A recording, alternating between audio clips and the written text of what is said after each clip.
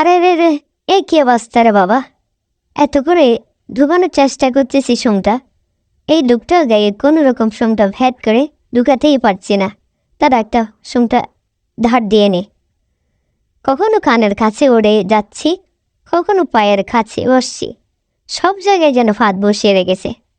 তারা ভালো করে এবার পরিষ্কার করে নিলাম, এখন ঢুকানোর চেষ্টা করে খিদে পেট চুচু করছে, এক চুমুক রক্ত চুষতে পারলেই চলতো। কিন্তু এই লোকটা যেন মশা বিরোধী যোদ্ধা। একদিন ঠিক ওই ঢুকিয়ে দেব। কাকে বলে মশার কামড় তখন বুঝবে। তারা এখানে একটু পরিষ্কার করে দিয়ে তারপর ট্রাই করে দেখবো আবার।